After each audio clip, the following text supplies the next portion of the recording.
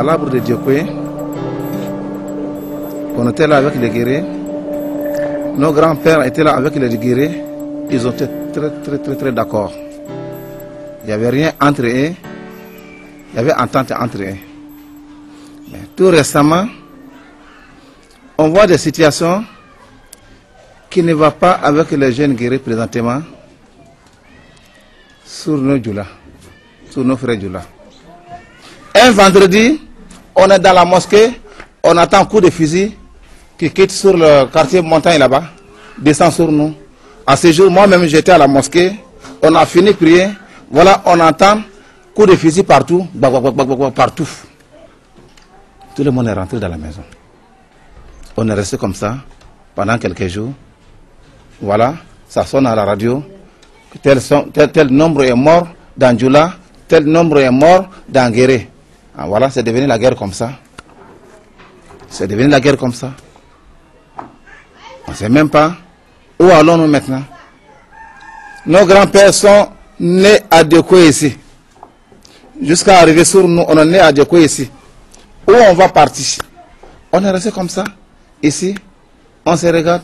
Alors, les problèmes ethniques, c'est parce que depuis le commencement, l'ennemi guerrier a donné les terres et maintenant, ils se rendent compte qu'ils sont restés presque sans terre. Et on peut dire qu'ils les ont presque donnés. Et maintenant, c'est pas qu'ils veulent récupérer, mais sont des conflits, il y avait des malentendus, et aussi les autres, ils vont récupérer encore un peu plus. La Côte d'Ivoire est une des plus anciennes colonies françaises. Bien que le pays soit indépendant depuis 1960, la Côte d'Ivoire est encore fortement liée à la France. La guerre civile, qui a eu lieu de 1999 à 2002, a approfondi le problème ethnique de la Côte d'Ivoire et divisé le pays en deux régions. Les nouvelles forces armées occupent actuellement le nord, alors que l'armée du gouvernement se trouve au sud, dont la capitale est Abidjan.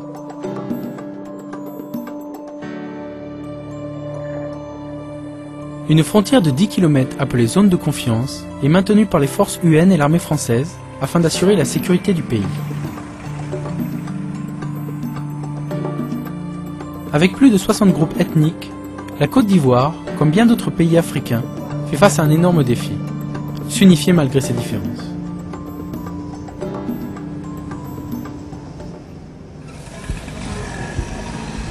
Ah, voilà Alexis. L'homme qui rêve, et puis son rêve sort en même temps. En même temps, ça va sortir. Ça va bien? Ça va aller.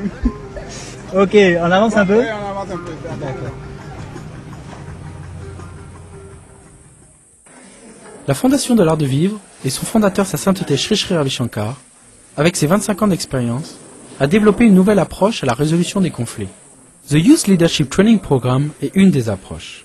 Il offre des techniques simples mais puissantes qui permettent d'éliminer le stress physique et émotionnel associé aux guerres, aux catastrophes et aux événements traumatisants. La Fondation, qui travaille dans différents pays tels que le Sri Lanka, l'Afghanistan, l'Irak et le nord de l'Inde, où les conflits ethniques représentent un défi quotidien, est venue en Côte d'Ivoire pour aller encore plus loin dans la pratique de sa vision d'une famille mondiale.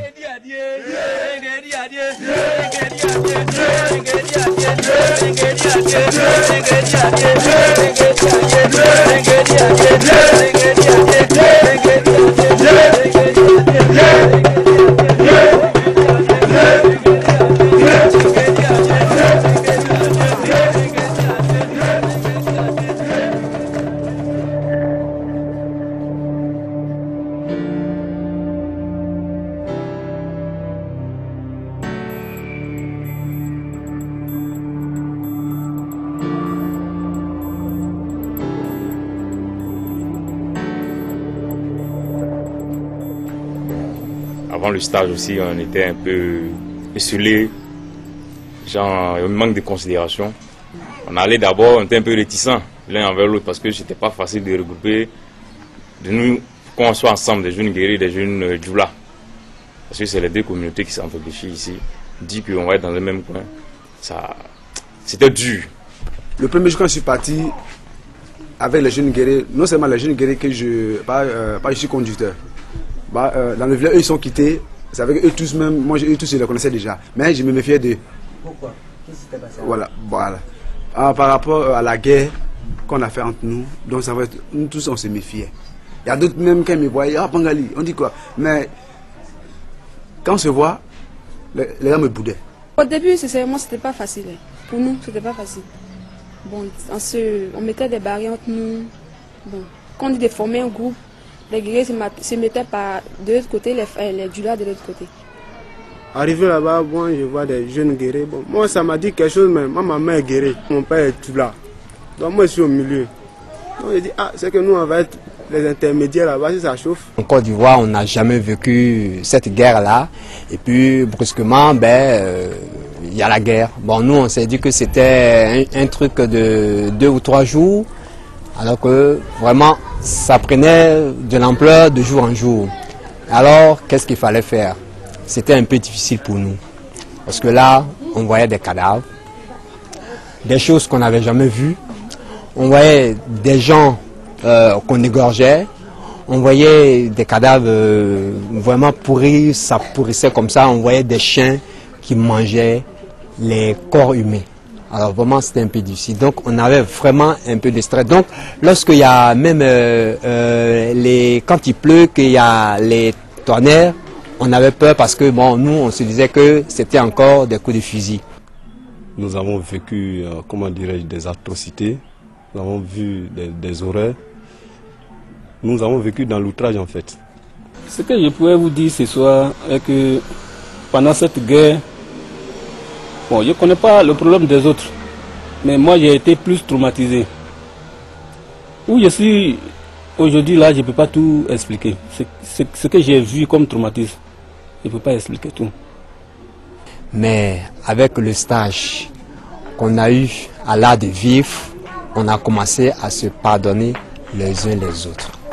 Et alors aujourd'hui, lorsqu'il pleut et qu'il y a un coup de tonnerre, je n'ai plus peur. Vraiment, je me sens aujourd'hui à l'aise parce que je ne suis plus dérangé par ces troubles, ces stress. En tout cas, actuellement, je sens la joie encore. Je suis libre, je suis libéré. Oui, j'ai la joie au cœur. Vraiment, le début était très très dur pour moi. Mais du premier jour, deuxième, troisième, quatrième jour, non.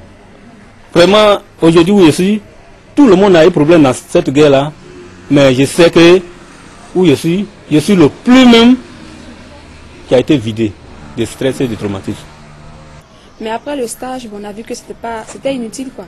De se mettre une ethnie par là et l'autre ethnie par là, c'était inutile.